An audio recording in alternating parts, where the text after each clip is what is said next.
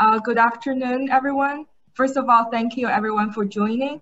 Today is the second webinar session of our four-day webinar series of the RT Park.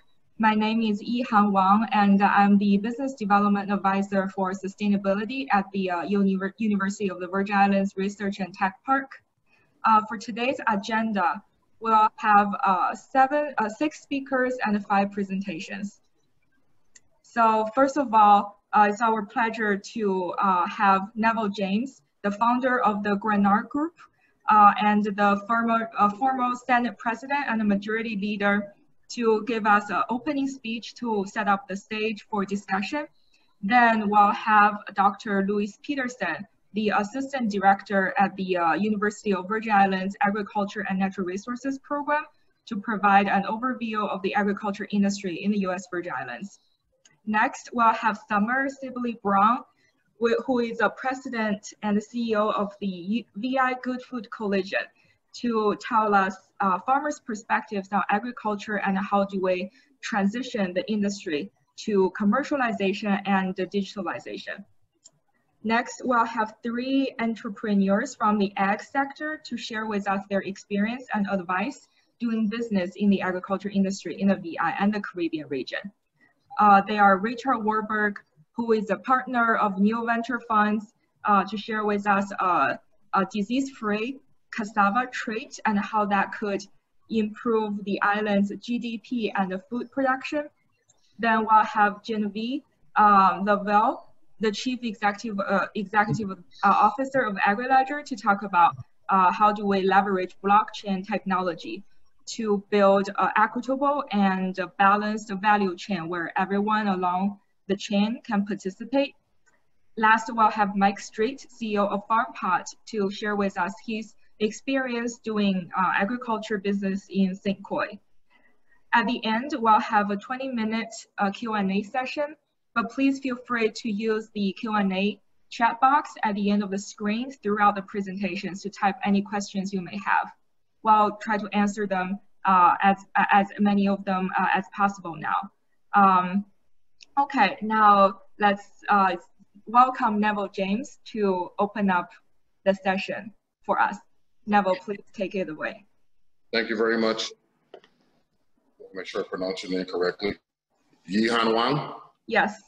Thank you very much, and good afternoon to all again. And for the purposes of establishing the record, I am Neville James, President and CEO and founder of the Grenard Group, and I want to thank you for this invitation to be here today.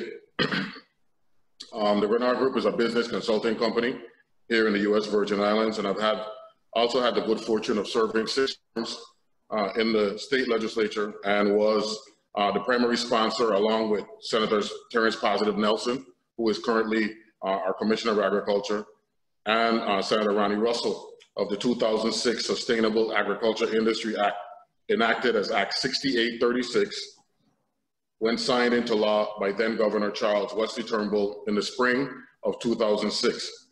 I'd like to state today, I did then as the Committee Chairman of Economic Development, that I'm a proponent of sustainable economic development and redevelopment to include agriculture, which once upon a time was so prevalent here on St. Croix that we were proudly known as the breadbasket of the Caribbean because of our globally renowned fertile soil.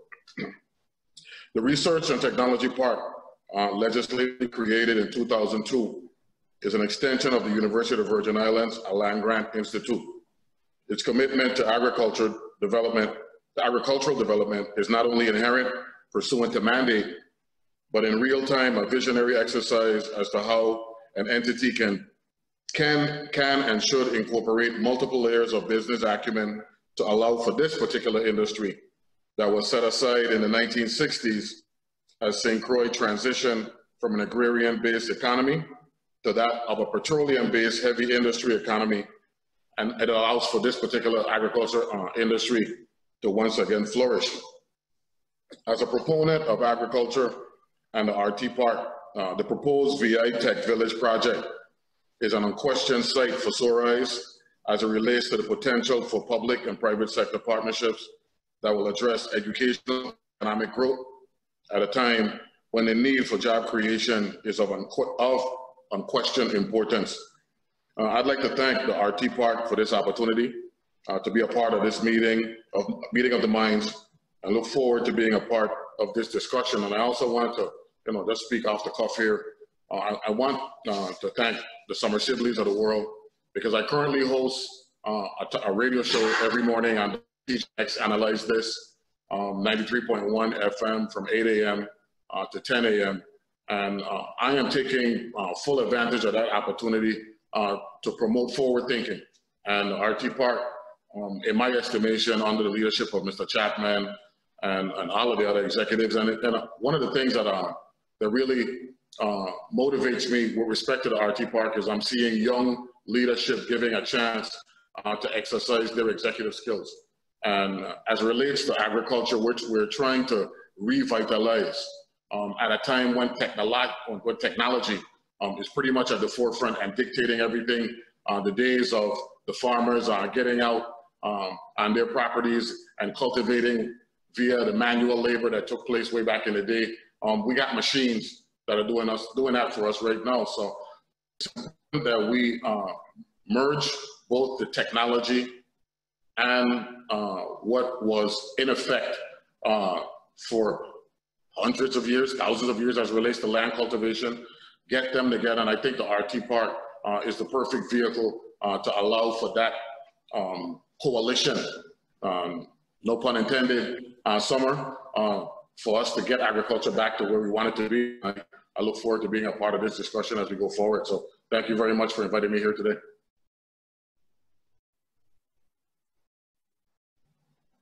Great, thank you so much, Neville. Thank you for your opening speech. Next, we'll have Dr. Louis Peterson to provide us an overview of the agriculture industry in the USVI.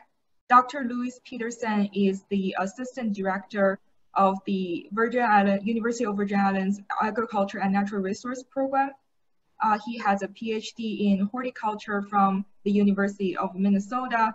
He is also the former Commissioner of the Agriculture Department at the USVI. Now, Dr. Peterson, please take it away. Good afternoon, everyone, and thank you for the introduction, Ms. Wang. Thank you also to the team, the RT Park team, for the invitation today. But also, I want to thank the team at the RT Park for being so visionary with respect to having a portfolio that includes sustainable development and specifically agricultural sustainable development. So thank you very much for the invitation. And Senator James, thank you for your intro as well. Thank you for the remarks you gave. You made reference to the 2006 Sustainable Farming Act. And ironically, just last night, I was on the telephone having a very long discussion about that, because that was one of the last and most impacting landmark legislation that has been enacted here in the territory for agricultural development. So thank you and others for all your contributions. So I'm going to move to my slide presentation. As was said, I'm the Assistant Director for the St. Thomas St. John District Office of the Cooperative Extension Service at the university, but I'm also the State Coordinator or the Territorial Coordinator for the Sustainable Agriculture Research and Education Program, which we'll speak about a little bit later on. I love to begin presentations. I'm trying to advance. I'm trying to advance. Wow, yeah. I'm not seeing. Are you still seeing the cover slide? Excuse me? No. Can you click the share screen button at the bottom? Let's see. Let's see.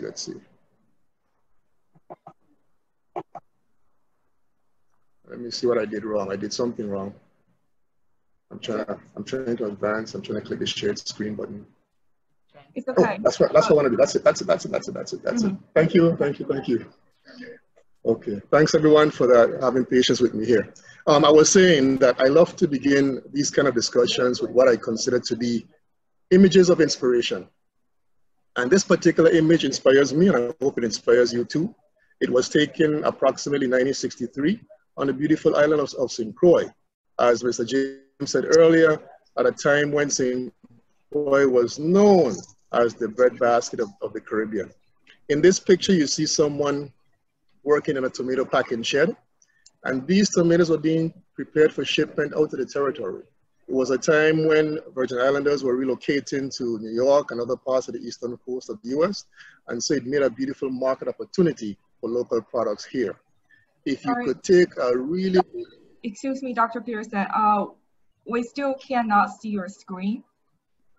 Oh. If you click the share screen button at the bottom. I thought I did. I thought I did.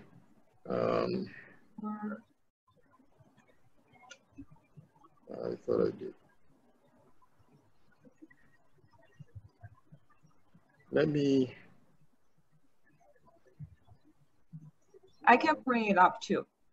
I will bring it up. Please do. Yes, I will bring it up. Okay. Sorry about that. No, it's okay.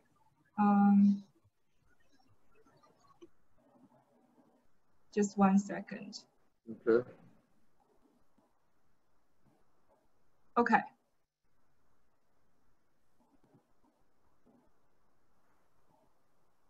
Okay. Does everyone see it? Yes. Good. Okay. Yeah. So, do I have to advance? Okay, fine. So this is the image I was just making reference to. It's an image of someone in a packing shed on St. Croix, approximately 1963, and tomatoes being prepared for shipment to the U.S. mainland. And I was saying, if you could see, it might be difficult to see, but right here where my cursor is, it actually says Virgin Islands quality. Virgin Islands quality. So something to be proud of. And do I have to advance my slides, or do you have to do it? I will do it. Okay, please go to the next slide. And this image now is from 1954. This is on St. Thomas as opposed to St. Croix. And if you're not aware, St. Thomas is a very hilly island compared to St. Croix.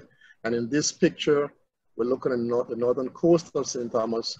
And from the very bottom of the coastline, coming all the way up the hill, you're looking at terraces that are being cultivated from top to bottom with leafy greens and other vegetables. So again, for me, a note of inspiration. For me, whenever we think of wonder or hesitate as to whether we can develop ourselves agriculturally or not, I think these images should help us to reinvigorate and re-energize and get a source of inspiration, like I said, source of encouragement. The next slide is even more recent. That was 2012, and that was the Mr. Oswald Jackson's farm on St. Croix, taken from the air, of course, but he had 200 acres of land, and that's a portion of it there being cultivated. So again, for me, pictures and sources of inspiration when we think of what we can do for ourselves going into the future, especially with all the technology that we have available to us right now and more. Next slide. Okay. The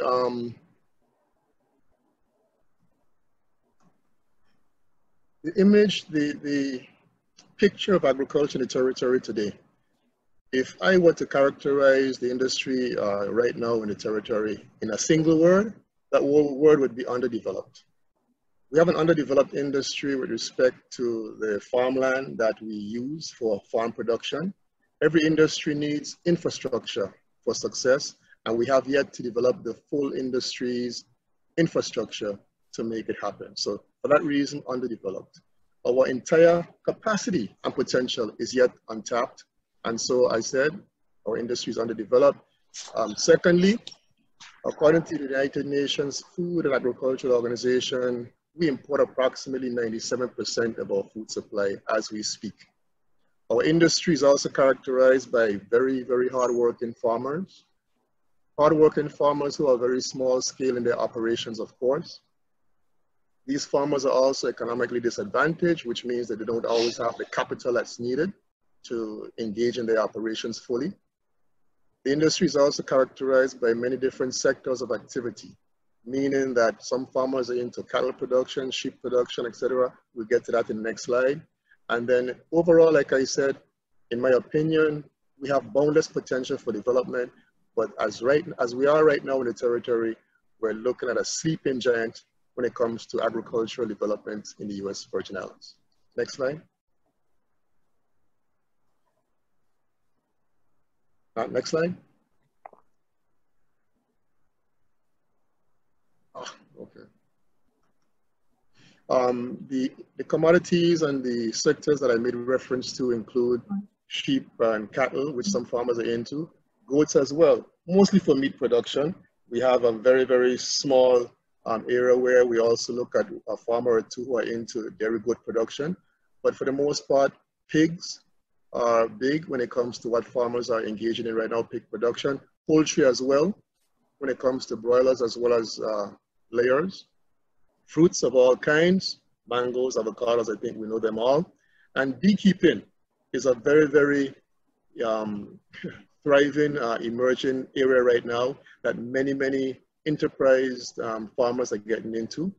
Value added as well, a very small sector, but with lots of potential. The last item here, vegetables, I have made a note that the 2017 Ag Census is out. I would encourage all of us to take a look at that. And in that particular document, it reports that our last recordings, last report in 2017, noted that we had a production value of $1.1 million when it comes to vegetable production here in the territory.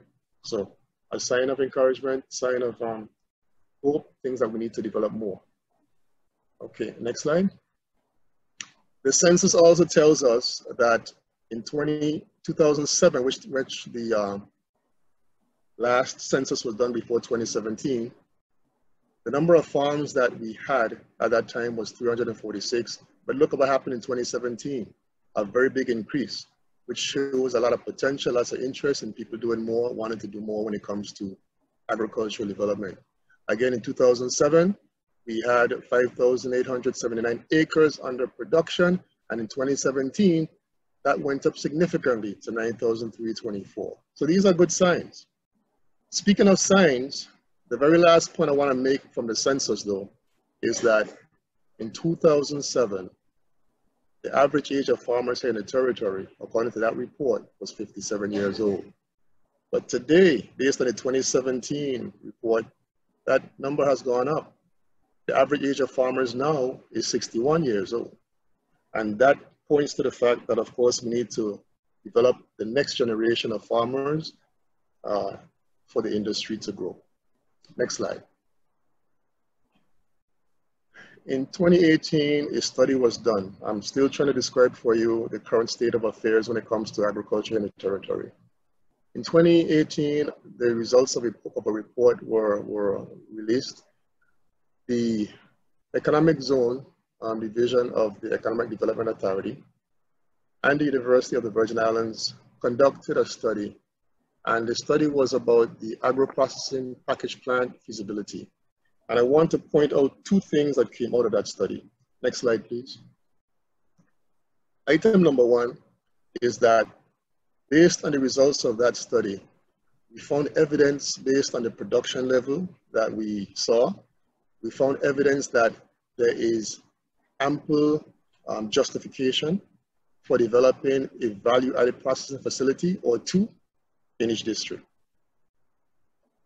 We also found out from the study that farmers were interested in knowing more and being a part of the cooperative business model here in the territory. So those are two good signs. Next slide. And so some of the needs that we have here in the territory, despite all those good signs, for us to really develop a thriving, sustainable ag industry include the following. As we said before, the farmland infrastructure is very, very much underdeveloped. And for those who may not know, most of our farmers in the territory operate on government-owned land, public land. And on these lands, acreages are very much underdeveloped with respect to infrastructure. Many farmers, as we said before, don't have the capital need, the capital investment to make it happen on their own. That's an area of need. And with respect to equipment and machinery, again, farmers have a need because most of our farmers depend upon public resources again, namely the Department of Agriculture to address their needs for land preparation, etc. And that may not always happen in a timely manner. And so there's a need for that to be improved upon. And in the case of farmers, the ideal situation is, I feel, for farmers to collect, pool their resources and get their own equipment to get the job done. There's also a high cost of inputs. And this is related to the fact that most of the inputs that farmers need here in the territory are imported, and of course imported at a higher cost than if they were purchasing them on the US mainland. And this in turn leads to a higher cost of, production. The higher cost of production is related to the higher cost of inputs, but also to the higher cost of labor. There's a high cost to purchase land, and that is why most farmers are on public land. And as we said before, the average age of farmers is something to be concerned about.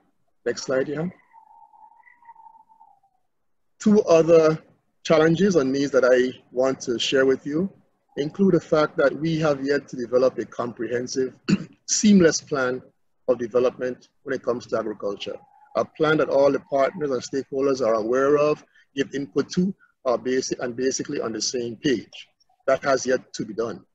And finally, from my list, I'm speaking of the fact that we have a lack of a K through 12 educational program and beyond. In other words, there is no, as we speak, there is no systematic educational program within our public schools. And beyond that, there is no feeder system from those schools to our university. So that is yet to be done. And this is another need that we have as we think of developing a sustainable ag industry in the territory. Next slide. Having said all this, one of the stakeholders, of course, is the University of the Virgin Islands. And the question is, what do we have to offer? In the first instance, we now have a School of Agriculture, and this school is directed by our Dean, Dr. Usman Adamu. And within this School of Agriculture, we have an agricultural experiment station, which is directed by Associate Director, Dr. Robert Godfrey. The mission of the experiment station is to conduct research, relevant research, as we need here in the territory. So if farmers, whether they're crop producers, livestock producers, etc., have an issue, have a need, a problem to be resolved, the mission of the experiment station is to conduct that relevant research. And right now, the team at the experiment station is a dynamic team that is conducting a wide variety of research projects with respect to crop production, and that means agronomic crops, horticultural crops, livestock production, especially as it pertains to the St. Croix hair sheep and the Senegal cattle, all developed on St. Croix. But they also do lots of work with respect to aquaculture and hydroponics. The second area that we have within the School of Agriculture is our Cooperative Extension Service, directed by Mr. Stafford Crossman. And the mission and mandate of the Cooperative Extension Service is to reach out to the farming community by way of training, by way of extension service programs. And we do so in a variety of ways. We do so sometimes by coursework. We do so by field visits. And we do so oftentimes in conjunction with our staff and team at the Agricultural Experiment Station. But our issue is outreach and education, and we do so very effectively in the farming community. Within the School of Agriculture, and I need to make sure you're aware that our School of Agriculture was recently approved. And within the School of Agriculture, we now have a developing academic unit, which is an effort to revive a program which we had a very long time ago, but went defunct. So now at the University of the Virgin Islands, to complete its land grant status, we have an experiment station, a cooperative extension service, but we also now have a developing academic unit, which are all positioned and prepared to support the development of a sustainable agricultural industry. Next slide, Johan.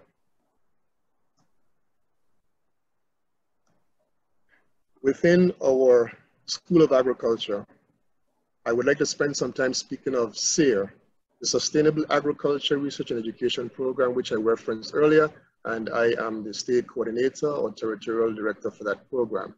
This is a program funded by the USDA's National Institute of Food and Agriculture.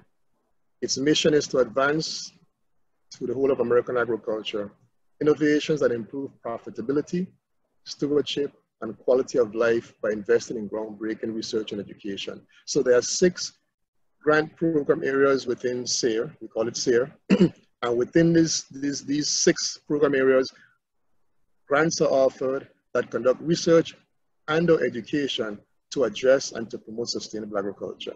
Hence, next slide, Johan. Hence, that mission leads to the 3 pillars of what we call sustainability. This is important because sometimes as we discuss sustainability, we may have different thoughts in mind, different definitions in mind, but according to the US Department of Agriculture and what we do within our School of Agriculture, sustainability means the following. It means, 1, that your system of production and marketing and distribution is one that protects our natural resources, one that over the long term profits the farmer, and thirdly, one that is good for the quality of life for the farmer, the ranchers, and all included in the community. So this is what we mean by sustainable agriculture. And if this is not the case, if any of these are not met, your system is not sustainable. Next slide, Johan. Within the USDA SARE program, we have 4 regions: the Northeast region in green, the North Central region in yellow, the Western Western area in blue, and then the Southern region, which we are a part of, in red. Next slide. And I'm not going to go through these listings. I'm just showing you some of the many, many areas of training that we have done and that we are still doing within the SARE program of USDA for farmers in the territory. And all of our training, the majority of it, is supported and funded by SARE funds. So you see some of those training topics here.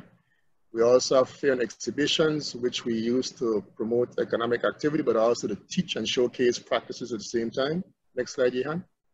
These are some more of our training areas that we support for farmers.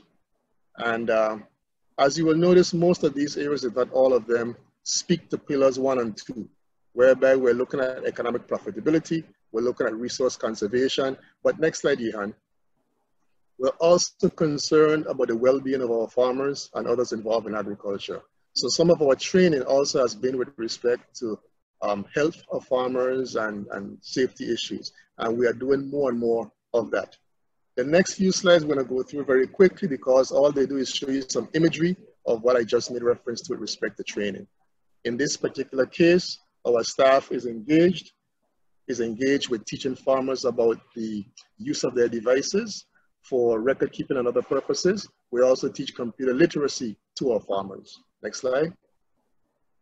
You don't have to read this slide. The whole idea here, this is a flyer that shows our School of Agriculture staff, along with some of our other partners from the outside, teaching about food safety, making sure our farmers are aware of the food safety regulations that they all need to comply with by USDA standards and FDA standards. Next slide. This is to simply indicate that some of our training is done in the classroom, but we also do lots of field activities with our farmers as the case might be. In this case, we're speaking of food safety right here. Next slide. Just a glimpse in case you did not, haven't seen the differences between St. Thomas and St. Croix terrain. On the left we have St. Croix, land that is usually really amenable to mechanized farming. On the right we have St. Thomas, very hilly terrain. And the rock terraces you see are very typical and common in many parts of the farmland in St. Thomas, not as much on St. Croix. Next slide. Again, we do lots of engagements with farmers on the field, in the farm. On the left, we're showing a site on a farm site where we talked about alley cropping between rows of moringa trees, which also serve to conserve soil. On the contour, on the right, we engage with a farmer who has Sinapole cattle, a livestock farmer. Next slide. You don't have to read this, like I said. This is simply a flyer showing you that a few years ago, we had a farmers' health education and wellness workshop. I was very pleased with the response of the farmers, and farmers are asking for more of this.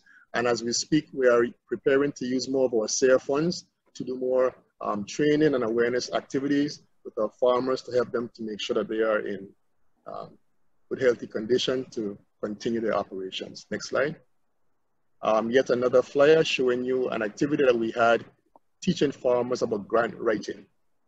And then the next slide is simply one of our fairs and exhibitions that I mentioned before. We use those to promote economic activity, but at the same time to teach and to showcase some of our practices and what we teach during our outreach programs. Next slide. Okay. I was asked to spend a few minutes on cooperative. If you recall, one of the outcomes of the feasibility study done by EDA and the university, one of the outcomes was that farmers expressed an interest in learning more and being a part of the cooperative development movement. A cooperative is simply an autonomous association of persons united to voluntarily meet their common needs through a jointly democratic control enterprise. In other words, a cooperative is a business that's democratically owned and governed by the members, and it benefits the members. And it meets their needs, their common needs. Next slide. The benefits of a cooperative are many, but I put a few here. Number one, having owned your own business, it gives you a sense of empowerment. And that's what a cooperative does for its membership. It also helps, like we said, to address the common needs, whatever that need or the needs might be. It helps to reduce the operational cost. If farmers are going to jointly, for example, import their cost, work together to produce and to market, that overall helps to reduce their cost as opposed to individually doing everything on your own, importing on your own, marketing on your own. It reduces your business risk because the risk is spread out. The importation cost we just made reference to, we're talking about bulk purchase as opposed to individual purchase. And if you should import your needs in bulk, that saving, in other words, would help to increase your profit margin. Benefits of co-ops include meeting that market demand, which you as an individual may not be able to meet, as well as the lobbying capacity that you create as a cooperative. An individual person lobbying for a cause can never be as effective as a group of farmers lobbying for a cause. And of course, you create employment by developing your cooperative. And what we are really looking forward to is the work that we have been discussing with Mr. Richard Warburg and the RT Park, and he will speak later on, and the Impact Traits Initiative, otherwise known as the Cassava Project Initiative. And we are looking hopefully at that initiative developing to the point where it incentivizes a group of farmers and give them something to rally around, and at the same time give them what we call a livable wage and other benefits that farmers don't otherwise experience here in the territory. So we're looking forward to continuing those engagements, those conversations, and taking that somewhere with the cooperative business model. Next slide, Ihan. And this is just a flyer showing you one of our speaking outreach activities that we had with farmers. We again got some SARE funds, did some training out of the territory, and once we returned to the territory, we had a beautiful engagement in St. Thomas and on St. Croix to share with farmers our experience in working with many cooperatives on the US mainland. Next slide. I also want to mention as I wind down here that all that we have expressed so far could never have happened without our partners. And there are many partners that we engage with. And as the case might be, as the need might be, we call upon those partners and they can call on us as well. Here's just a list of some of those partners, and we're happy that they are on board with us. We can go to the next slide, Jehan. This continues to be a list of farmers. As you could see, the list includes internal partners at UVI. It also includes governmental agencies, USDA agencies, farmers organizations, etc. And as I said, as the case might be, we are so happy we can call on our partners, and we're thankful for their support of all that we do. Next slide. I said before that there are 3 pillars of sustainable ag when it comes to USDA's definition, but I always love to add my 4th pillar. The 4th pillar for me is youth engagement, because no matter how much we think and attempt to maintain or develop a sustainable agricultural system, it cannot happen unless we prepare that next generation of farmers, entrepreneurs, instructors in agriculture, etc. And so the 4th pillar for me is youth engagement. And that is something that the School of Agriculture does very well. Through school engagements, through work that we do with the 4-H development organization, youth organization, work that we do with the FFA organization, and through some of our summer initiatives, including the Ag Discovery Summer Enrichment Program. The next few slides we'll go through very quickly because they just show imagery again of what I just discussed. imagery of us engaging 4-H students and FFA students. We are preparing them as we speak for the next challenge in developing our industry. The next slide, we have activities on St. Thomas and St. Croix. These show a summer enrichment program that we've had on St. Thomas for many years in conjunction with the Department of Human Services. The next slide shows another image of the same project for the summer. The next slide shows Ag Discovery, our program that we have, residential program on St. Croix. And this, we're happy to say, is funded by the USDA's Animal and Plant Health Inspection Service each year for the past 5 years. The next slide shows another image of those students involved in Ag Discovery.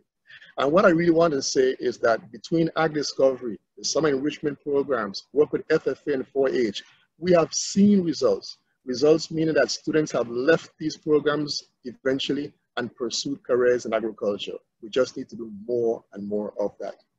And I am hopeful about the future of sustainable agriculture in the territory for all the reasons that we just discussed. We now have a School of Agriculture that's prepared to continue training and support the farming industry. As was referenced by Senator James earlier, we now have so many more advances, technologically speaking, that we did not have before, that we can bring to bear or to our benefit. The network of partners I just made reference to, more and more and more, I see partners coming forward and seeing the need to support agriculture. The prospects for value adding also makes me feel hopeful about the future of sustainability in the USVI, youth involvement and engagement, legislative and executive branch initiatives. Now, I want to pause and say this. There have been, like we said before, many acts, many measures that have been put forward by the legislative branch. And the only caution I want to make here is that if they are not implemented, if they're not enforced, then they are not of any value.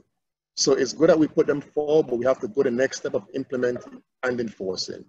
And then the very last item, for me, when I think of the future of agriculture, has to do with the capacity building that I'm seeing taking place among farmers. Farmers need to organize, and farmers have gotten that message. And I'm so proud, I'm so happy of all the farmers organizations that have pulled together to address their causes. Because the farmers, as a group, can lobby the School of Agriculture for their needs. They can lobby the legislative body for their needs, or even the executive branch. So that's a very good sign that makes me feel hopeful for the future of agriculture. And I just have the one more slide to share with you. If there are businesses who are interested in supporting and making this happen for us with respect to developing our sustainable agriculture industry, I have 4 suggestions that they might want to consider in terms of where they might want to invest or support or partner. Our doors are always open for more partners. Cooperative development business. Oftentimes the challenge here is startup capital or sources of low interest loans or developing a co-op bank. Those are all ways and means of supporting what is happening, taking place right now with respect to the industry and farmers wanting to develop their co-op businesses. We are concerned as well that most of our farmers have no health insurance. So perhaps a farmers' health insurance fund might be something that investors, partners may want to consider. The value-added processing facility or facilities we mentioned as well, maybe some other area that an investor might want to consider being a partner with or on. And then finally, a farmland infrastructure improvement fund might be something else that an investor may take interest in. And so, having said all that, I want to say thank you for, next slide, Johan, next slide. I want to say thank you for the invitation again, and thank you for listening. And as I began with a picture of inspiration, I hope I have ended with a picture of inspiration as well, because for me, there's no better inspiration than seeing the youth involved and nurturing that next generation of sustainable agriculture advocates in the territory. Last slide, information, contact, Johan, and thank you all again for the invitation and for listening.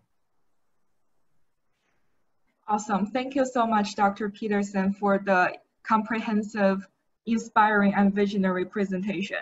Next, we'll have Summer Sibley-Brown, the president of the VI Good Food Coalition, to walk us through farmers' perspectives on agriculture and how do we transform the industry to commercialization and technological digitization. Summer, please take it away.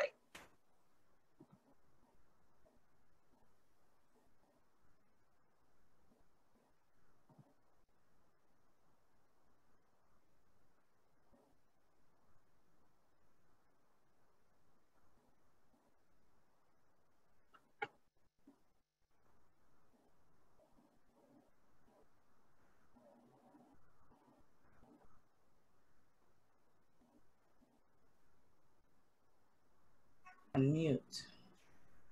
All right, I think my screen is moving faster than I am. Good. Yep, let's see. I need to stop that for a minute. Screen, what are you doing? Hold on. Give me 1 second, everybody, as I get my slideshow ready. It's still on automatic. All right. Hello, everyone. I'm Summer Sibley Brown, founder and executive of Virgin Islands Good Food Coalition. And I am really honored to be here today with everyone. So I want to say farmers' perspective was a really short one. What farmers would like, the farmers' perspective is for farmers to be included. Period and point blank. Developing an agricultural industry, transforming an agricultural industry, and building a food system where producers, ranchers, and fishers aren't central components, I think by far and large is the cry of our production community. They want to be involved in all aspects of developing it because they are professionals, they have wisdom, and it is central to them shaping what, being part of what the future of food for the territory is. The bulk of my slides in my 15 minutes of fame will cover a little bit of who I am, what Virgin Islands Good Food is, and then some framing, barriers, positioning, and more than anything, I have questions. Questions that I think we should all be in together in terms of what are we talking about when we talk about the sustainable development of an ag industry. And I want to push that and lift the gaze from it not being the ag industry, but more of a sustainable food system, of which an ag industry is part of, a thriving ag industry is part of. So like I said, Virgin Islands Good Food Coalition is a small local nonprofit that is here in the Virgin Islands. Our mission is to advance the common good through food. And our vision is a food secure, food sovereign Virgin Islands where we are using sustainable practices because 100 generations from now, we want our children to have access to the resources and quality of life that we have today. And so that's who we are. This is one of the farmers. He's actually here I want to believe I was on his farm getting watermelon for the Farm to School program. And he was one of in 2012, produced watermelon for the Farm to School program. They were yellow, the Sunny Delights. So as I said, we're going to talk a little bit about context, right? So the context of sustainability, sustainable agriculture, and sustainable development, and where they kind of overlap to give us a vision of why a food system is important in the conversation, right? So sustainability, the study of sustainability is really looking at how natural systems function, remain diverse, and produce everything they need, everything needed to support an ecology and for it to remain in balance. Sustainable agriculture, when we're talking about that, we're looking at a whole systems approach to food, right? So it includes environmental soundness, social equity, and economic viability. And it sounds a lot like the references made to your pillars, Dr. Peterson, in terms of profitability, stewardship, and I can't remember the third one off the top of my head, but I wrote it down, so I will mention it later.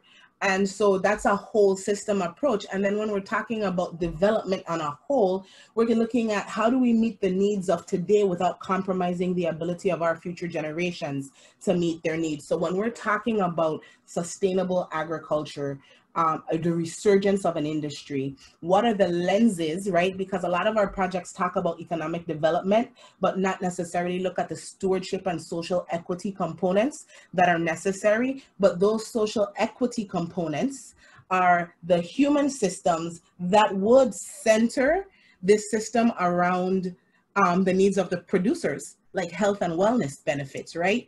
Long-term viability and profitability of their businesses. So if we are looking at solely trickle-down economics, which I learned last night, right, where we are putting exemptions here, but not realizing and managing how those exemptions fall down actually to the farmers, then we haven't really built an equitable, sustainable, viable industry, right? So that's just one lens. So when we're talking about food systems, right, food systems comprise not just the production. We're looking at all of the range of actors that are available, which includes multiple industries and multiple programs. So when we're thinking sustainability, we need to be talking about value added, aggregation, processing, distribution, and what the consumption patterns are, and even food disposal. We need to be talking about forestries and fisheries and looking at the broader impacts, right? Because that's what the system lens does. So we're pulling up from industry and looking larger at the system lens. And now when we're talking about that being a sustainable food system, we go back to that environmental balance of those things. We go back to that social and equitable balance of those actors. We go back to the economic viability of what's happening in those individual components of the industry. And I wanted to paint a picture because a lot of the time we are right here on the ground and we're focused on increasing production, which is necessary, right?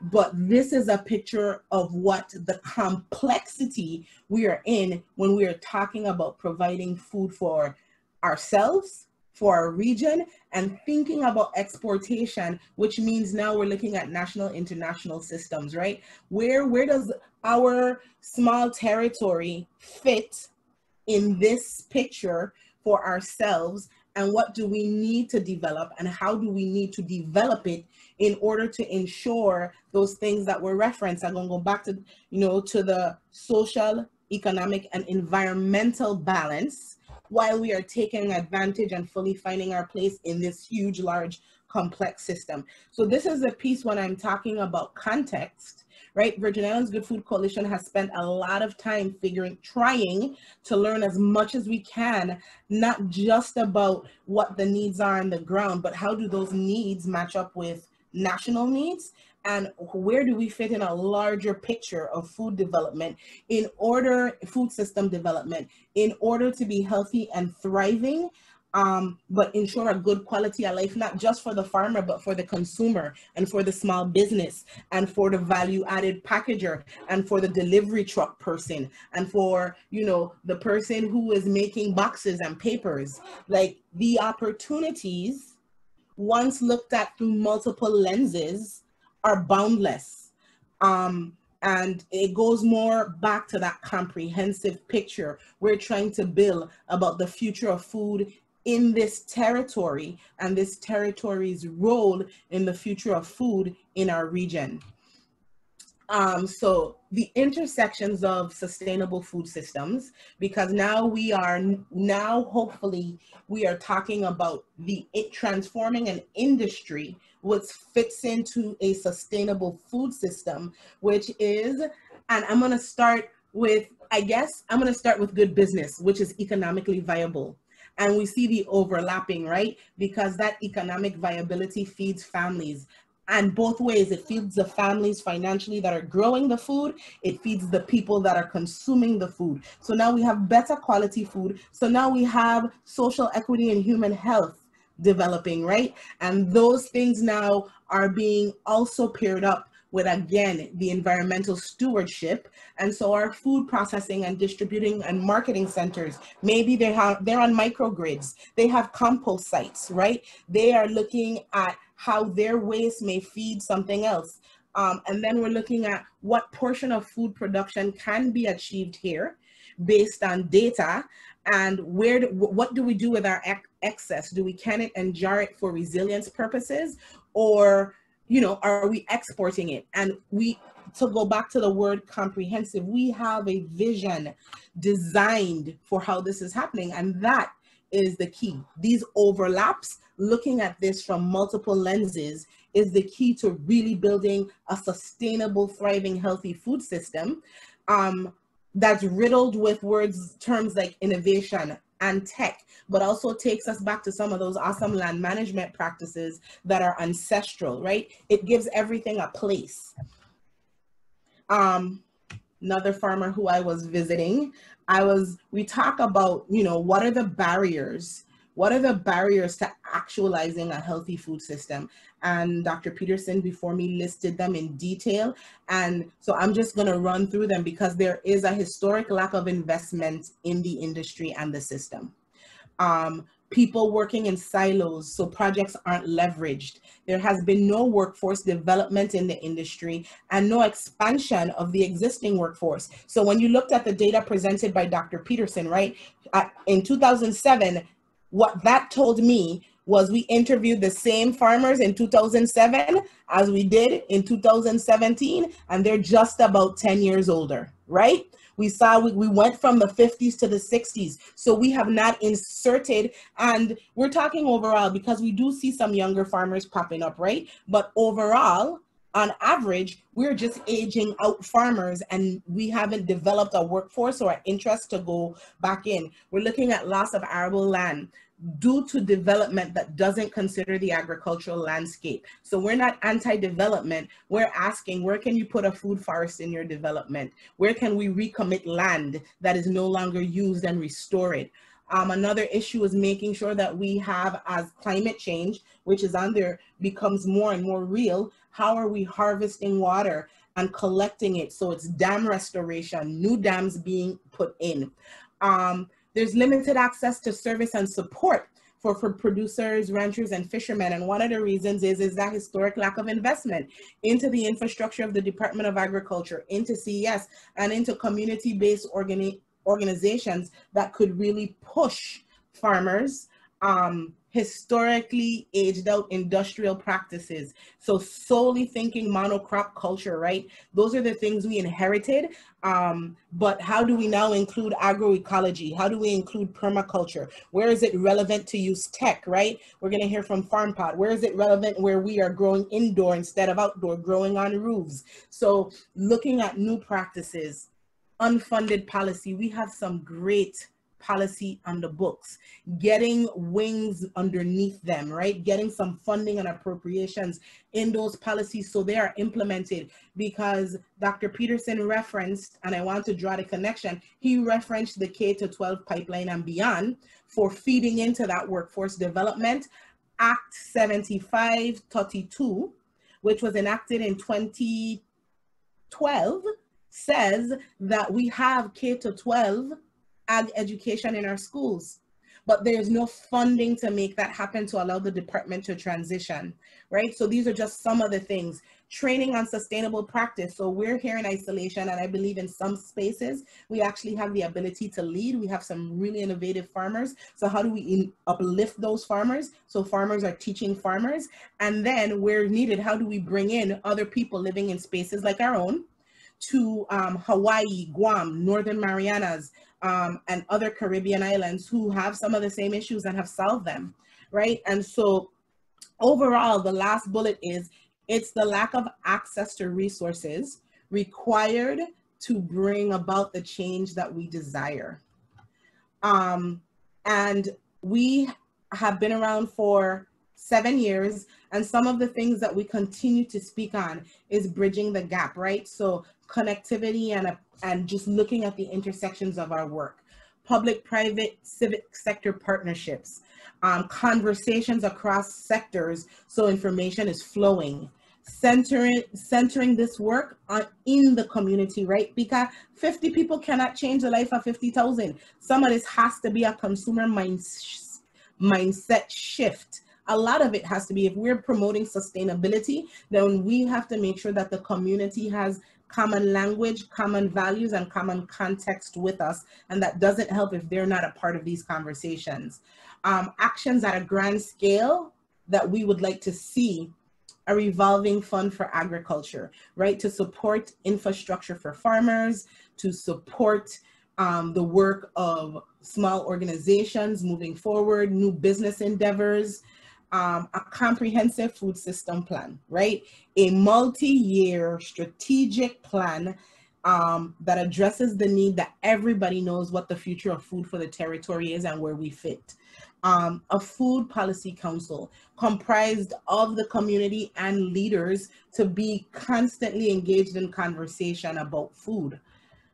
And then a very highly visible, well-funded local food and sustainable ag campaign, right? So that we can now lobby our policymakers through their constituents, because we've taken the time to educate them. I think some of this has been, you know, I'm very familiar with many of the people on this call, and we all have great conversations together. And I believe, you know, we could become a choir. It's no longer preaching to the choir. We're all singing the same song. And I think it's time we recruit new choir members. Hopefully maybe with better voices that people will want to hear from. And then it's innovation and technology. You know, I read a book very recently that talked about which agencies or entities, government entities, which are the military and actually private companies, who have like future planning cohorts within their development, who are actually scenario planning about what the future of a thing is.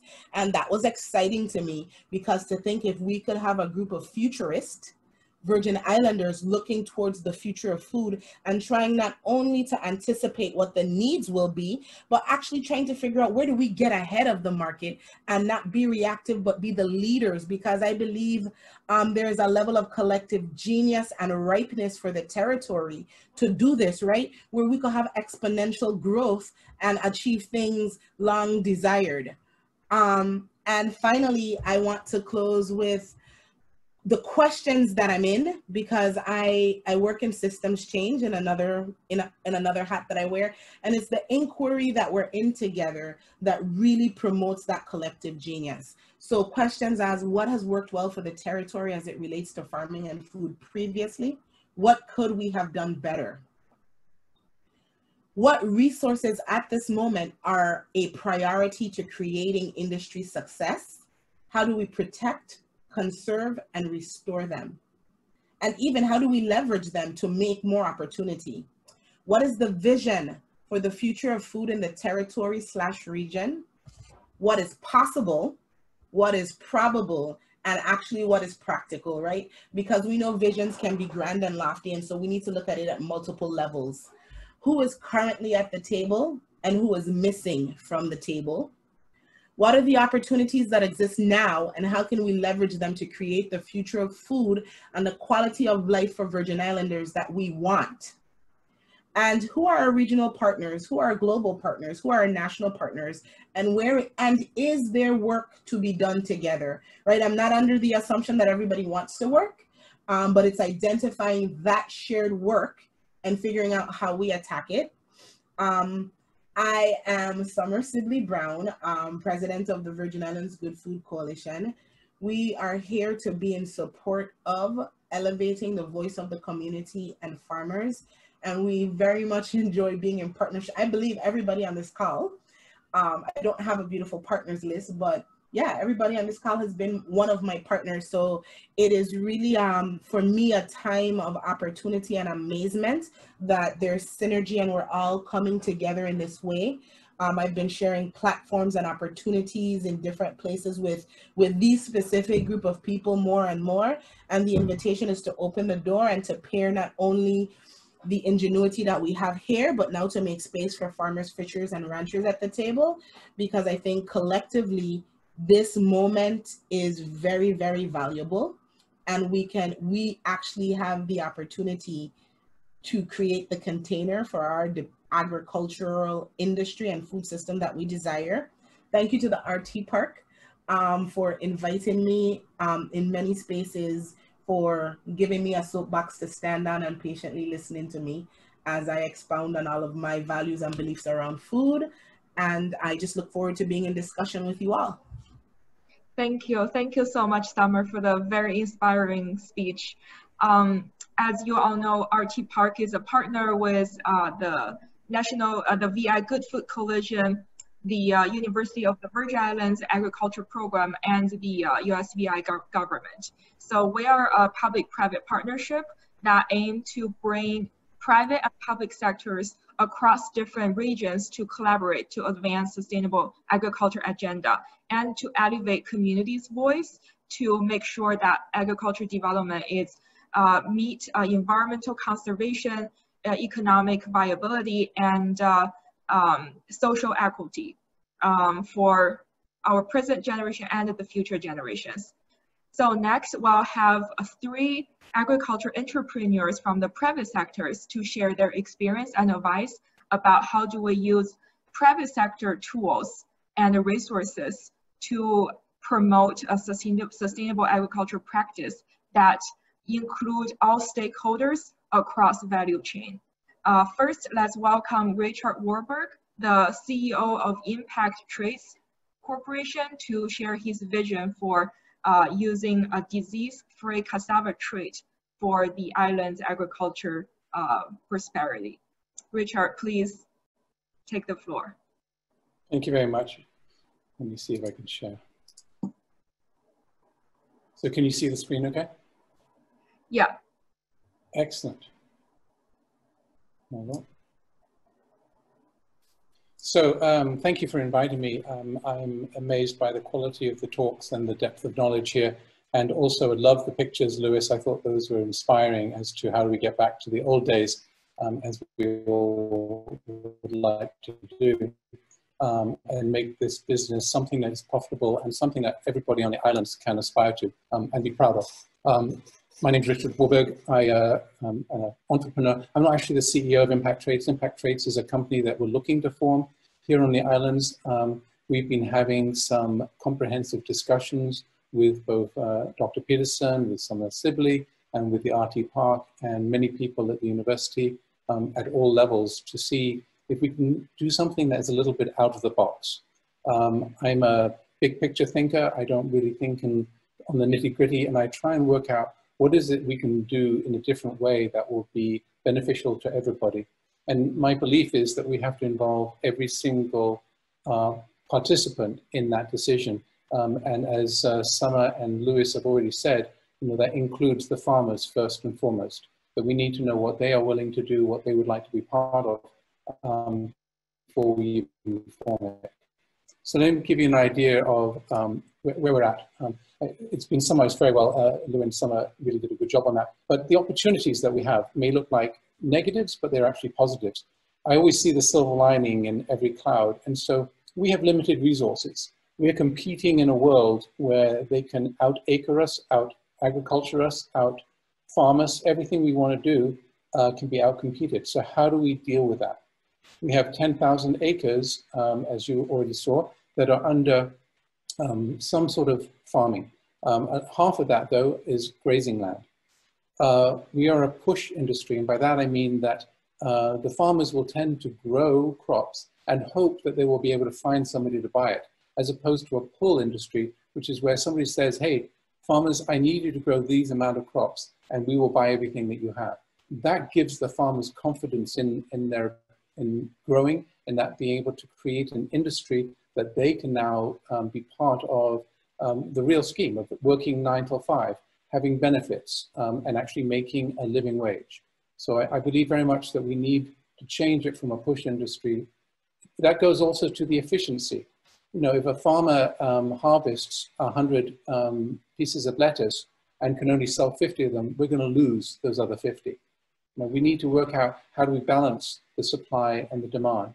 So how do we coordinate that with the end users? Can we make it such that this island can sustain its high-end restaurants that want to be organic, want to use only homegrown vegetables so that we can all be healthier? How do we coordinate that? How do we make sure that everybody has sufficient income to be able to afford to actually go organic as opposed to pay lip service to it? And I'm going to you know, I'm a big thinker, so I believe that we can alter the GDP. You know, with 10,000 acres, even if you're lucky enough to make $1,000 an acre in profit, which would be a push, that's $10 million. That doesn't affect our GDP. There is a way that we can demonstrably affect our GDP, and I'll come to that in a few minutes. How do we also become the center of the world? You know, we're not just a little island. We can actually become something that everybody wants to come to, that they believe in, and say, we are the intellectual property center of that world. We have an incredible university, we have incredible resources, we have incredible talent within our own population. So how do we use that? So again, big picture, and I put a little stamp on there, which is non-GMO. That means, you know, we are going to use technology that is not genetically modified crops. These are crops that have new traits in them, new properties. Just like, for example, with humans, there are brown-eyed humans and blue-eyed humans. That's a trait. Being blue-eyed is a trait. Being brown-eyed is a trait. We can do the same with all crops, and we can do it in a way which is non-genetically modified. So what do I mean by agricultural sustainability? It's not the ability for us to have to grow those crops here. We will want to do it. We will want to do the research and development. We will want to have every aspect looked at and decided, you know, how can we do this better, and how can we then franchise that out? What does that mean? Proprietary means that we are the sole and exclusive owner of those non-GM traits. That exclusivity means that we can prevent others from using those crops without our permission. We would give them permission saying, hey, we will license it to you. We will franchise it to you. We'll also be improving the crop properties at the same time. And we can do that in multiple ways, as again, I'll come to in a few minutes. What is it we're doing at the crop and the individual development? We're going to use the skilled workforce at the university and locally. And we're going to educate at all levels, as we've heard from the last speakers. We want to educate at the school so that people here grow up knowing that this is a great profession to be in, whether it's a farmer, a researcher, or somebody who's making the actual new traits, or is selling them worldwide, or is using the factories to make sure that we have a pull feature. So we can do this at all levels, including, of course, at the university level. And we've been working with, I don't know, at least a dozen people at the university who are gung-ho to get this going. We have a team-oriented corporate structure. We actually don't have a corporation right now. I'm not very much of a hierarchy type person. By the way, I have no political bone in my body, so don't expect me to have great political speeches or anything like that. I'm kind of a private person. So you're seeing me probably for the first time in ever on this island, even though I've lived here more than 10 years.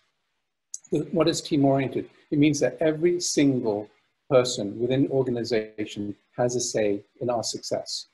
And they should all share in that success. I'm a believer in saying that everybody should be able to work a 9-to-5 type job, 5 days a week, have benefits, both health-wise and otherwise, pension-wise, have a place to live, everything that you expect of any other profession. And that employment should all be local. We don't need to bring in lots of other people. We can all do this locally, and it can be a great number of those people that are employed. And the pull structure, of course, as I mentioned before, is to create a demand for the locally grown crops. So we create a factory that demands so many tons of food a day that it can then process and then store and ship for profit as needed. That is a nice way to go. It brings in a lot more money than you might think, but it's not something that will change the GDP, but it gives the benefit of how do we create jobs here on the island, how do we create a money flow on the island, and how do we have a little effect on the GDP. Here's some examples of traits. So, for example, we're going to be talking a little bit more about cassava, and people have been referring to this as the cassava project. But in reality, it is traits in any crop that can have an impact. So in cassava is kind of made for this because it is a tremendous carbohydrate source. It has tremendous amount of vitamins and minerals that are available that otherwise are not available. You can use it to make flour, including its gluten-free flour. So that is obviously beneficial for many reasons. It's a crop that is grown rather poorly. It has a genetic potential of 40 to 60 tons per hectare. And on the average, it's around 12 tons per hectare worldwide that it's being grown for. We can change that. We can change that without making any genetic modification at all, by making it into what we call here a sterile crop. We can also make it resistant to diseases so that if we ship it out around the world and there are diseases caused by various fungi or viruses, we can make it resistant to those. We can also make it resistant to drought so that if we ship it to Nigeria, for example, where they have less rainfall than perhaps we do, that crop will still grow and provide the nutrition that's needed. We can also make it herbicide resistant, which means that while I would prefer not to use herbicides, this is a highly intensive weeding requirement for this crop, at least for the first 2 months. If you can spray a herbicide that just knocks down that weed and doesn't affect the cassava at all, then all of a sudden you can create a different type of labor force. In many countries, younger labor is used for doing that weeding and they don't have an opportunity to go to school. By providing herbicide-resistant cassava, we can make it so that that young labor force no longer works, but rather goes to school, and we change the politics of a country. We make it an educated society. We can do the same with peanuts, optimizing their oil, for example, and making it resistant to a fungus that has many times hurt the farmers in the US. Same with banana, with cannabis, and with oil palms. There are many, many other crops that we can also look at. If we grew only just 2 or 3 of these crops, we would be able to provide our whole population with a balanced nutritional diet. So that if we ever got cut off from the rest of the world, we're still self-sufficient. The idea is not to do that, but the idea is to ship these crops everywhere in the world and have people pay us for the privilege of having those crops. This is my last slide because I know we're short on time today. You can see that there's an interaction at all levels between the various entities. We'll start with the impact traits on the left. I don't know if you can see it when I wave it around to help you focus. We're going to be providing the germplasm and the expertise, but that will then go to the farmers who will work year-round rather than seasonally to create a competitive payment for that crop. If we're able to grow 20 tons an acre or 40 tons a hectare, we can make it profitable for everybody. We can have supply agreements with farmers so that they are being pulled to grow that crop. They can be equity owners. That means that they will get a fair wage for what they are doing, but any profits that come to the company can be shared, not just at the higher levels, which is normal, but at every single level, including at the farmer levels. And of course, full benefits, as Summer was saying, we need benefits for farmers. We need to make sure that they are able to live as well and as healthily as everybody else is able to do. We can also have a charity or franchise portion of this. The charity is taking the stakes from the cassava, which is how you propagate cassava, and sending it to those countries that just cannot grow cassava in high yield. If we take these stakes, and they're sterile stakes, send them to Nigeria, we can increase the yield of cassava from 2 tons an acre to 20 tons an acre. That's a 10-fold increase. That means that a farmer there can now feed a village rather than feed a family. We can also franchise that out to all of the other countries within the Caribbean, to the Dominican Republic, to Haiti, to all of the other islands, Trinidad and Tobago. They are growing these crops. They are not growing them very successfully. We can help them grow successfully. And we can help them set up the pool structure that we do. So that relates to this factory storage on the right-hand side. We will develop a factory. It's cookie cutter type stuff that you can just buy. It happens to be from England, which is where I'm from. And you can buy 1 line or up to 8 lines, which is what we're hoping to. And that would mean that for every 1 line, we need 200 acres of cassava being grown at the full potential yield.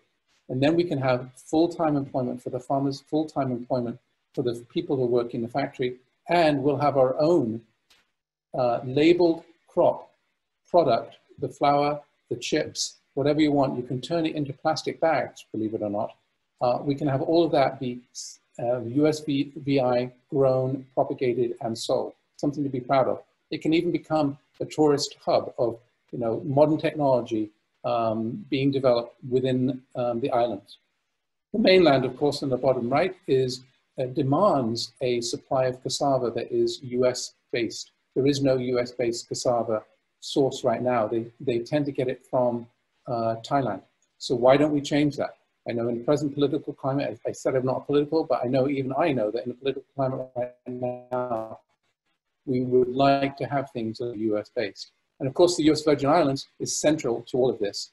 We would hope that this scheme that we're setting up ultimately within 25 years would be owned in large part by locals and by the government, if it's so inclined, and governed by the respected local managers. How will it increase GDP? As I said, the factory itself, we can probably get a decent increase, but the real increase comes from the franchise. If you think about it, we can grow 10,000 acres. Let's say we, as a trait fee, we get $25 an acre. That's not very much, $250,000, not very much at all. But if we sell it to 100 million acres worldwide, now all of a sudden you can change the GDP. That's $250 million. If you do that for cassava, and then you do it for bananas, and you do it for any other one, peanuts, now you're talking some real money coming in with very little work on our part. We are developing the intellectual expertise and property that can then go worldwide. That's why I said I'm a big picture thinker. I'm not thinking just locally, but how can we as a local group benefit from that? And if all of those profits are shared by every single individual who is part of the program, then every single one of those individuals can now afford to set up fancy restaurants with organically grown produce and make sure that the tourists come and spend their dollars here rather than elsewhere. We can become the center of the world. The university, as I've mentioned before on the bottom left here, has tremendous educational opportunities. It already has the agricultural programs that you heard from Dr. Peterson. It has tremendous research opportunities. Tom Zimmerman on St. Croix has been working with us. He's got some experience in cassava and is going to be key to helping us make sure that we grow the cassava in a proper way here, develop the right strains, develop the right traits, and make this a success for the whole islands, for every person within the island. Thank you very much. Thank you, Richard. Next, we'll have Genevieve, the CEO of AgriLedger, to talk about how to use blockchain technology to build equitable value chain. Genevieve, please take it over. Sure, thank you very much. Sharing my screens. So that has been very inspirational, as you have mentioned, and learning a lot also. So I'm going to actually talk, I hope I'm bringing it together for some of what Dr. Warburg and Dr. Peterson spoke about, which is really about, and also of course what Summer has exposed, which is about using technology, distributed ledger technology, to create green economy revitalization. So I'm going to be talking a bit about the work that we have done in Haiti and that we're continuing to do in Haiti. So this is a picture of Haiti, and I know the US Virgin Island is as beautiful. And however, you guys have been lucky more than we have in that you still have the tourism. Haiti lost a lot of its tourism due to natural disaster. And I think that there are also a lot to offer in terms of the fertility of the land. So a bit of history. Haiti was the first Black nation to gain its independence, and it did this through force. And this is a testament to also the brilliance in the knowledge and the engineering that was possible in Haiti. And this is La Citadelle. And a few unknown fact about this is that if you try to hit any corner with a cannonball, it won't fall because of the angles that Christophe created on that. But this is more about also the resilience of the country and the people, and how we really need to figure out a way to be able to bring it back. Because if we look in terms of history, in the when Haiti gained its independence in 1796, it was 40% of the GDP of France, and also nearly 40% of the export of sugar globally. So that's why it was, they had to pay back France over $40 million at the time to actually gain back their independence. Now, today, Haiti is a country which is ravaged by political unrest. It started back in November 2018, and as of September 2019, I could no longer travel. So we have done this implementation mostly remotely, with my team being in London, Dubai, and also India, looking to really implement in a country where you had what's something called pay lock. And pay lock is where now we're at world lock, because COVID-19, we were not able to move around as much.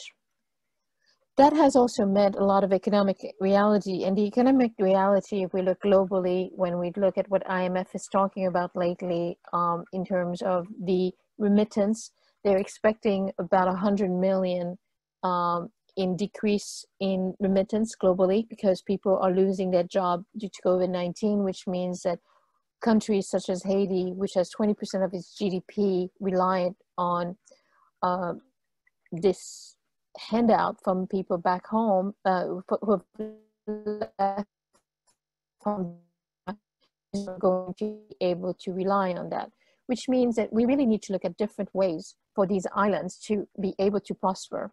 And for me, I believe this is about trade, not aid.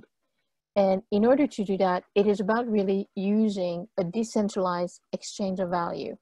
So this is really about creating the mechanism by which everyone can participate, but creating trust across the board that what has happened has really happened, can be evidenced through a system that it has happened, and create transparency as to where the needs are. And this way you also start reducing risk, so that the risk is not only at the farmer because he's receiving less, but also not only at what we term the middleman.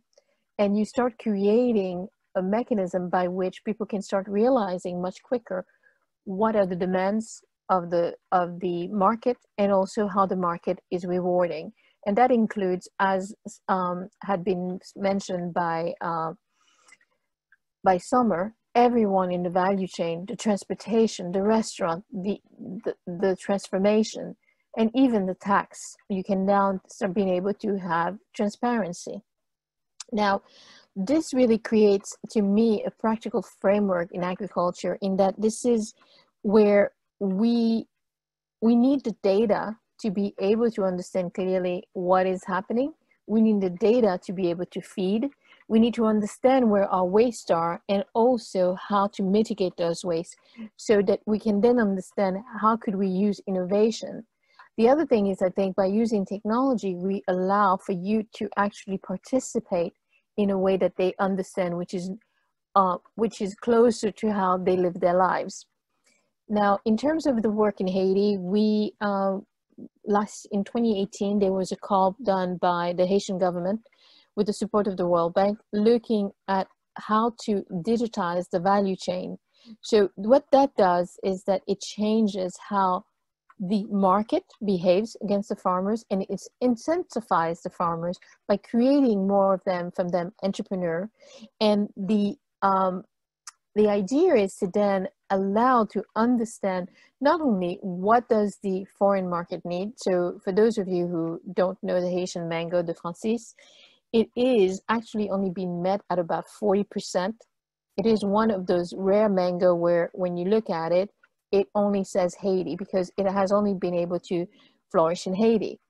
So the mechanics of it is that the farmer makes a phone call. There is a transformation, and also the transportation team will come, and there is an extension service which works with them to not only help them through the process, the marketing and all those things, but also to educate them not only in the use of how the technology of farming should be done. Like, these are mangoes, you need to put them upside down so that they don't burn with the milk.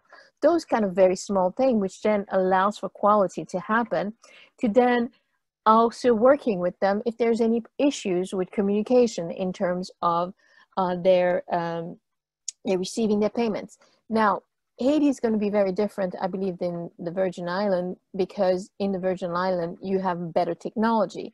Haiti, we are talking about farmers which are in the middle of the mountains and may have 5 trees in the back of their house, but this is about creating for them that opportunity. Now, we have done a mango run, even with COVID. We went live in May 1st, which I think was a great day. There had been some issues with getting the USVI down there, but eventually they did. So in 7 weeks, there was over 38,000 kgs of mangoes sent. The take, it's not big, but if you think about the fact that only 200 farmers could be serviced, about of those 200, about 150 actually had their goods shipped out. The farmers received 25% of the revenue, where in the past, they were getting less than 2%. And by looking at this, that allowed their income to get to 6x.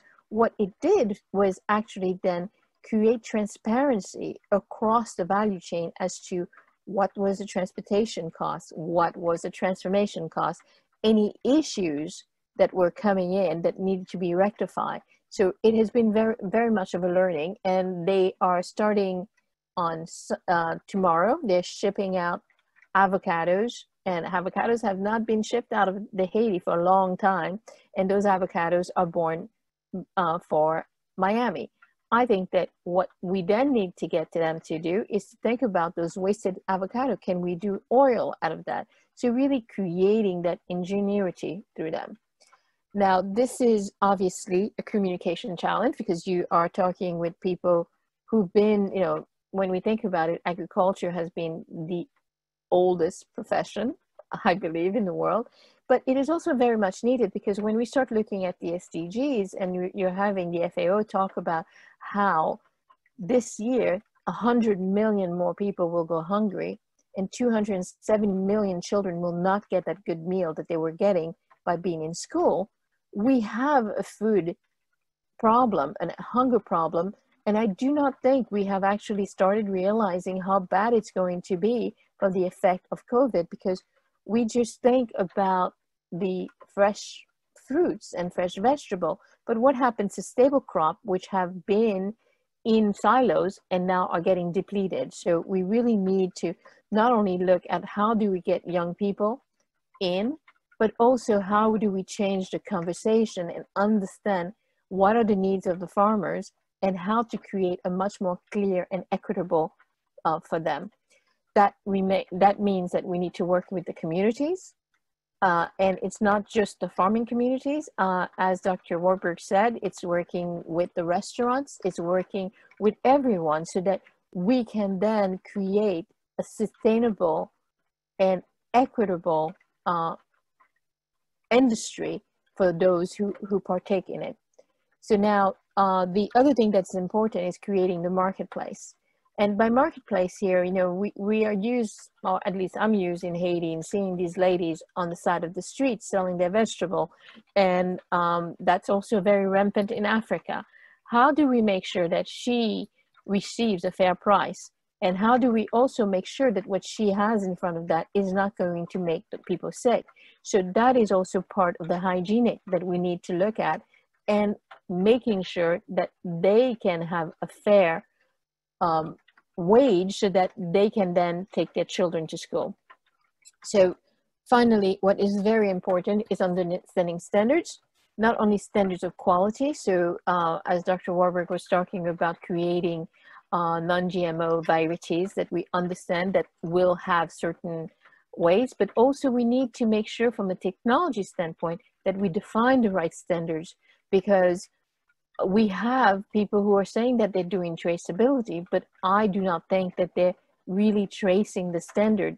They're relying still on someone issuing a certificate. So how we evidence that the step that need to be taken or the variety that need to be used is the one that has been used is really important, so that way we can safeguard the value. Yes, quantities will increase, but quality will drive price.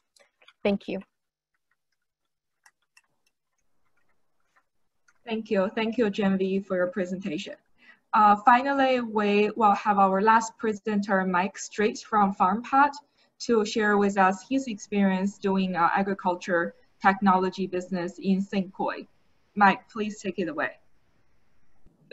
you. Give me 1 second to see if I can get it. Hold on. I can't see it on the screen. See if we can do screen sharing. And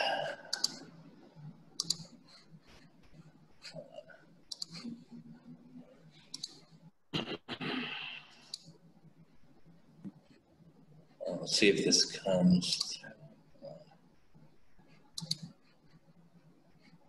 Why is it not letting me do this?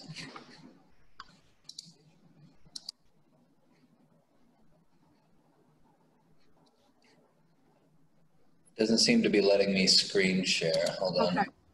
Mike, I can share my screen. Give me 1 more second. I may. Okay. Have it.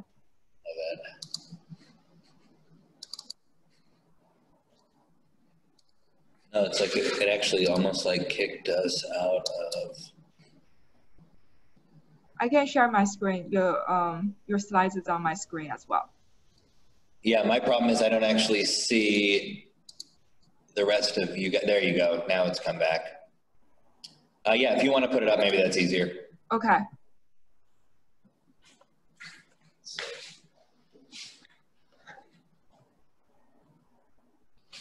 Okay, can you see it? Yeah. Okay, great. All right, good afternoon, everybody. I'm Mike Straight. I'm the CEO of FarmPod, located here on St. Croix. Oh yeah, perfect, there we go. They asked me to explain a little bit about what it's like to make business in the sort of ag tech sector here in the Virgin Islands. Obviously that will be through the lens of FarmPod, which we're a sort of relatively small startup company in this field. And so I think it might help if I explain a little bit about what we do, and then it will make more sense about what our experience has been and what we've seen as the challenges and advantages of working here in that sector. So sort of basically, we build deliverable, automated, off-grid shipping container farms. So I know that's a lot, but basically what it means is that we're a deliverable farm that's built in a shipping container that fits in a parking space and runs on solar power and rainwater. And it reports to a data center and reports to your smartphone and all that sort of stuff. But basically, we're trying to make farming available, affordable, and sustainable for anybody who would like to do it. That's our mission. Yeah, if you want to hop to the next one. So let's see. Oh, did it jump over?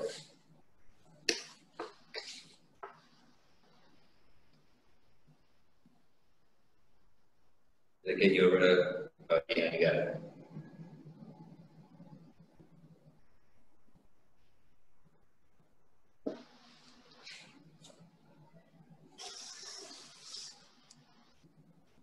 Can you see the slides? We see the first one, but I don't see the second one. Oh. Does everyone else see the second page? Now we do. Yeah, now I see it. Okay, great. So this gives you a little, this is what one of our farm pods, oh, now I lost it. It dropped. Okay, let me share it again. All right, do you see it now? Yeah. So there you can see it a little bit, and part of why I'm explaining this is it'll help you understand sort of why we came here as well. So the bottom of that unit over there has fish in it, it's aquaponics. The top has vertical grow towers, and the front you see solar panels. And it allows us to grow a variety of crops, kind of at a commercial level, with our goal of sort of bringing it the last mile to everybody that needs it, whether it's giving it to a farmer and having them use it, or whether it's placed at a restaurant or a school to sort of grow on site. So you can get a little bit of an idea of what it looks like. And obviously there's a lot to it, and I'm happy to answer questions later on anything else you have on that one. Will you go to the next one? There we go. So when we first moved here, we definitely noticed that there were challenges just to sort of life here, and a lot of that surrounded the food that we found. So that, obviously a lot of this we've talked about with previous speakers here, but the distance from where, how long your supply chain is for produce is an issue down here. which means that we get food that's several weeks old, and a lot of it has gone bad, and other things sort of in that area. There's a pretty, we've got a really lovely and hardworking group of farmers that are putting out food, but it's a very small percentage of what's consumed by the island is produced locally, which also means that the cost of produce here is very, very high, right? I mean, strawberries here could be 4 times the cost of what we see stateside. Some of the other challenges are climate and pests. So, you know, you've got, we think of the islands as this beautiful, lush thing, but there are times where it's been dry and hasn't rained for 8 months, or there's times where it floods, and that creates challenges to the farmers. After Maria, Sage Farms, who we work with very closely, basically couldn't keep stuff alive because it was so wet in the soil. It had nothing to do with lack of rain, it was solid mud. And so that becomes a challenge, and also limited water. You know, we all work on cisterns here.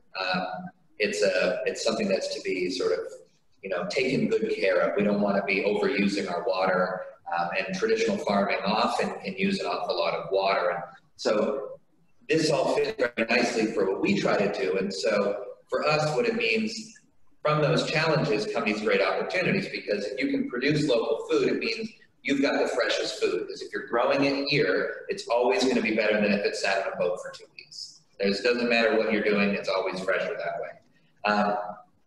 We found that there's limited competition. So we've got these farmers, but these farmers, because it's such a small amount that's being produced, I haven't had any pushback of, you know, I want to do business here and produce food for the island. Oh, wait, we're already producing it. It's more, we're all coming together to do what needs to be done to make these islands food independent. And so it's been nothing but positive in that sort of sense. So that I would say I don't feel a lot of competition. I feel a lot of opportunity that way. So with us in technology, some of that stuff's expensive. Because the cost of produce is so high, it improves the margins for the produce that we're putting out. We're able to, you know, if it costs us more than it would in a field in Mexico to grow this produce here, that's okay, because the cost of it's already so high here. So even if we're maybe a little bit more expensive than that, we're less expensive than it would be otherwise to get it shipped in here. I'd say another big thing for us in sort of the ag tech and controlled environment agriculture aspect of this stuff is that we're able to grow things that you couldn't otherwise grow. We think of the islands as being lush, and they are, but sometimes too much heat is a problem. Like back to strawberries, above 83 degrees, strawberries don't like to fruit. And that's why all of our strawberries are imported. I mean, up in the mountains a little bit more, when you get up in like ridge to reef, you can do certain varieties, but it's difficult. And so it gives you an opportunity, if you're doing controlled environment agriculture, to really grow things that wouldn't otherwise be available, or things that don't travel well. Things like delicate leafy greens, or, you know, things for a sushi restaurant like shiso. Also, I would say that we found that in sort of the ag tech field, being efficient is really an advantage down here, because our cost of water and power is so high. So for us, we use solar. That means that your operating cost to produce this food is much lower. So we don't have a lot of costs that go into it the way we farm. And I'd say that that's been a big advantage, even though it can be, you know, a challenge as well. Can you go to the next one? I think these numbers, I think we've all probably talked about over the last hour and a half here, but I think they're important to recognize. You know, it was that we were importing 97% of our produce. I think after Maria, it's more like a little more than 99% of our produce. And so, you know, to me, growing food local and finding a way to do it in a small, efficient space has been really important to us. And I think we've had a lot of success with that, doing kind of what we're doing. But I think using technology to be able to allow us to grow more food is the most important thing that we can do. And then taking that technology and being able to make it accessible to everybody, right? We would love to see these islands become food independent, you know, that we would love to see it so that we're not importing hundreds of millions of dollars a year in produce, because that means we're exporting all that money. And so that, in my mind, that's how you change an economy, is that this is a core thing we need. We need food here. how do we get everybody together to create all this food locally, and then thus keep our money local and help build our economies. The other big thing that we focus on, and I think ag tech needs to here, is the fact that when you ship stuff in a normal environment, in the stateside stuff, 30% of food is thrown away after it's grown. It goes bad in a truck, it goes bad in a grocery store, or it's bad before it gets to a restaurant in your home. And our approach is to use technology to bring food the last mile, bring it closer. So if we've got a neighborhood that needs it, if we've got a school that needs it, you use technology to put that stuff in those systems so that it's, people say farm to table, which is 100 miles to your farm. For us, it's pod to table, so it's 100 feet to your farm. And just knowing that you can walk out and pick it right there and bring it right back, and you don't have waste anymore. Which also changes carbon footprint, which is a big focus that we've been focusing on. You ship food across the world every time, you're using a huge amount of carbon. And so bringing that stuff local to us helps solve that problem. And we found that the Virgin Islands has been very excited about bringing that stuff local. So it's one of our focuses and something that we've seen has been working. We go to the next one. Let's see. So, I would say also one other point to that is that if we can create an environment where in the US Virgin Islands we're able to do what, say, Dominica has done, which is provide itself with all its food, then we can get to a point where we're exporting food back in the way that we were before too. And to me, it's not just exporting food. It's not like we've grown all our food, now we're going to sell food to Puerto Rico, we're going to sell food to Tortola. We should be doing that, but we should also be exporting our technology. And that's one of our goals, is to say, okay, we'll send food out from our farmers here, but also we're going to encourage farmers in other places to use technology to create sustainable organic produce locally, and then create an industry here where we're training people to do the phone support and remote monitoring and sort of that hand-holding that's needed. Even the remote setup of that, we fly out and set those things up. And we want to have all of that here, which will then additionally sort of build the local economies. But getting all those people involved and bringing education into it.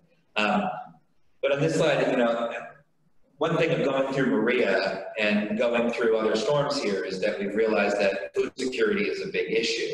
And to me, some of the solutions through technology are making it things like less dependent on the weather and the environment around it, creating higher nutrient-dense food, because if it's not shipped a long distance, it has more of its original nutrients. Something like you lose 10% of the nutrients from things like green leafy stuff a day after it's picked. Well, 2-week-old food is not so good. If you're in a situation where you've got a disaster and it's harder to get stuff in, that also doesn't help. And also scalability. So we've spent a lot of time to develop our technology to be scalable. So we've got these pods that are in a container, and you can get more than one pod if you've got a lot of food that you need to produce. But also we're trying to create an environment where people can use our technology in creative ways to fill a warehouse or in a structure that we haven't thought of that's as scalable as you like while still being automated and monitored. And I think if we do all that, that allows us to lower the cost of the food production and lower the cost of the food to the people that need it, which I think is really important, especially in a disaster kind of environment. You go to the next one.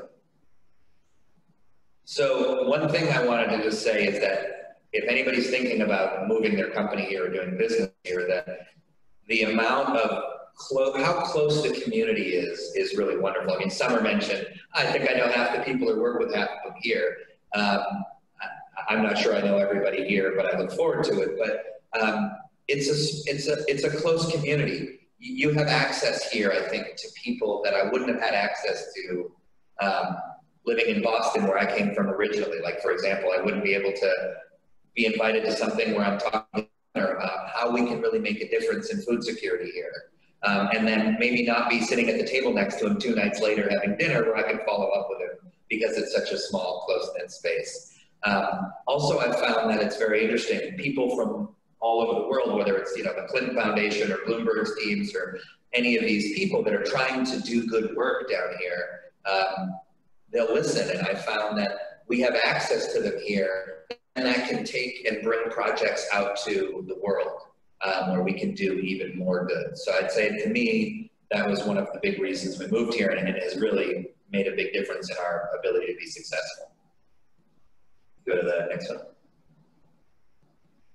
So I'd say the other thing I really want to mention also is the connection through UVI. You know, one of the reasons we moved here was because when I first learned aquaponics, which is what we run on, there wasn't a lot of information out there about it. Don Bailey at UVI, who's basically the godfather of aquaponics, happened to be on St. Croix. And so it was definitely something we were excited about coming here. I think it's critical that we do as much as we possibly can to inspire the next generation of farmers. I think that you know, in Santa Fe, where we had one of our other prototypes, there was a school that was creating an associate's degree in controlled environment agriculture. And they're all getting job placement because it's the thing. People want to have controlled environment agriculture. They want to be able to grow what they want, where they want it, and have it be affordable and sustainable. You know, we would love to partner more with UVI and be working now with the RT part. I think that I really see that as something that's going to happen, and I really would encourage everybody who hasn't already to partner with them, because if we can get these, you know, we start early. I mean, quite frankly, we're looking at trying to put farm pods in every public school in the Virgin Islands right now, and turning those pods into classrooms for STEM learning and for just generally feeding the kids at the schools healthy food. But that gives us an opportunity to start young and inspire the kids, but we need to give them more than that. If we partner with UVI, then we can really create a degree in that, have students get trained so that they've got much higher paying jobs. You know, if I work planting in a field, if I work running a farm pod or a controlled environment greenhouse, my income is probably 5 or 6 times that.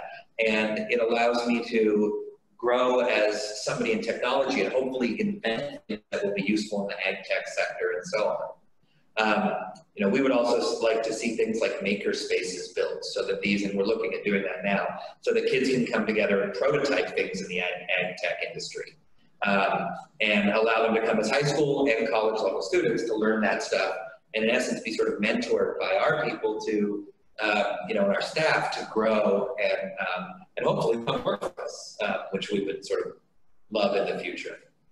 You go to the, So, you know, currently we have a UVI student. We actually did it as a test. His name's Kervin. He is not an agriculture student. He is a physics and business student, and we took him and said, hey, here's a internship. You want to learn how to run a farm pod? We gave him about 2 hours of training, and he's running the farm pod better than we run it, quite frankly. And it was just a good example of how you can easily, if you really create something unique and show kids that technology and agriculture is inspiring and can give them a good career and room for growth, then they'll succeed in it. And from that, it led to school groups like you see down there that are coming. And now we're having 30 to 40 kids, obviously before COVID, come at a time and tour our stuff and start doing school papers on what we're doing and start looking at, well, how does agriculture and technology, how much more can we grow than we can grow in soil using technology, and what other ways can it be done?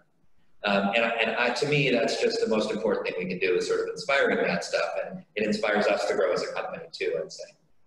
We go to the last one. Yeah, see, Summer's in that one. So, yeah, I would just say that we're, as a company, if anybody's thinking about coming here or looking at doing more here, it's definitely a place I would suggest working, and obviously with the RT Park. It's a great community. It's been nothing but supportive. And I think it's given us opportunities we never would have had otherwise. And we look forward to seeing how we can sort of help the islands and help and sort of do more for everybody and benefit everybody that lives here. That's it. Okay, awesome. Thank you so much, Mike. Yeah, yeah, and I'm really glad that the conversations among different parties and the stakeholders are generating so much passion and inspiration.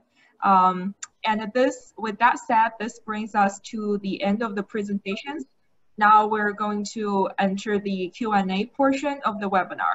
Khadisha Charles from the RT Park is going to select a few questions from the attendees to ask our panelists. Khadisha, do you want to read some of the questions in the Q&A box? Hi, everyone. I just have to say it's been a wonderful webinar with great presentations that are enlightening. So I have a question for Dr. Peterson from David. Have you considered dual use of farmlands to produce crops as well as renewable energy? I am an independent solar energy project developer and am aware of successful dual use setups. We have not, well, I haven't engaged in that as yet. I'm not sure if our experiment station, especially in the area of agroforestry, has done that. I know we have discussed in the past using cropland, yes, about years ago, for fuel crop production, the king grass to be exact. So there has been discussion, there have been initiatives to use the king grass for fuel production, but that never really took place, never got out the ground. There were some challenges. So I would not say that we should close the door on that type of approach, but it needs to be considered in a very careful way. So yes, in the past, there was an initiative on that, but that has not taken place. It never got off the ground. And lately, I have not heard anyone discussing exactly that. Okay, thank you. You're welcome. So I have a question for Mr. Straight. It's from Leonardo. Thank you so much for your interesting presentation. How much time would it take to return the cost of investment of this independent system? From my observation, it seems to be a product that could solve food crisis, but also looks like a system that not all of the small farmers here can afford due to the upfront potential cost of investment. I truly believe that the aquaponics system will become a big hit towards bringing food security in the VI. So we've approached this from a couple different perspectives because our goal has always been to have it be affordable, because otherwise we're not doing anybody a service here, and certainly not ourselves. So so our goal has always been to have it be paid off within a 12 to 18 month period. If you are stateside, we were able to get it to about 18 to 24 months. With the cost of produce, what it is down here, it depends on what you're growing. If you're willing to grow some specialty crops, things like shiso, it goes for $1 a leaf. I had one tower with 1,400 leaves on it. Or if you're growing strawberries or you're growing delicate basils, you grow a little bit less, but you get a higher ticket for it. So we've done the numbers. It's between 8 to 14 months to have the return. If you're purchasing one here, they run about $62,000 is what they run, just to be open about it. And that includes solar and lithium-ion batteries and all of the stuff that comes with it. But what we've decided to do was, for example, with the school program, we've approached foundations that are willing to fund those programs so we can get them to the schools at no cost to them. We've approached funders both from sort of an angel investor standpoint as well as banks that are willing to finance them the way they would finance a car. Now they're asking us to have them in the field for about a year before they're willing to do that. So we're working on that now, but the goal would be is that a farmer can say, hey, with nothing down, I can have one of these, I can put it out in front, I start producing revenue right away, and then from that point, over a 5-year period, they're paying it back with a, sort of like a low interest car loan with the pot as collateral. And so that allows people that wouldn't otherwise qualify for it to do that. And we're constantly looking at more creative ways to do that. Thank you. So if anyone has any questions, you can put them in the chat or in the Q&A section.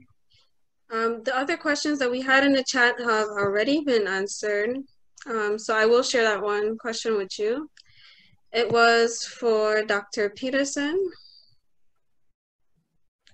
The question was if there were efforts in bringing assistance and education to the island community of St. John. And Dr. Peterson's response was, admittedly, we have not been consistent enough with our efforts on St. John. However, we have been doing work in conjunction with the Gift Hill School, and he has been invited to speak on cooperatives on St. John. Yes. So if anyone has any other questions, please feel free to ask us, and you can ask the questions after also, and we will direct them to the appropriate persons. Thank you, Khadija.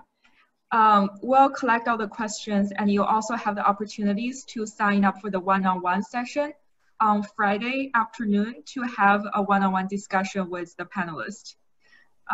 Now this is comes to the end of our webinar. I really want to thank you for all the panelists' time. Thank you for taking the time from your busy schedule to share with our audience the amazing work you've done in the agriculture sector. And we're really excited to continue the discussion and bring everybody together at a table to find common ground to collaborate, because we have the common goal and a passion for revitalizing agriculture industry in the USVI and the Caribbean, and to make sure that we have an equitable value chain that benefit the farmers, the communities, and preserve the natural resources. So with that said, I want to thanks all the attendees again, and we look forward to see you at the Ocean Economy webinar and RT Park webinar this Thursday and Friday. Thank you all. Have a great rest of your day. Thank you. Thank you. Bye-bye. Thank you. Bye-bye.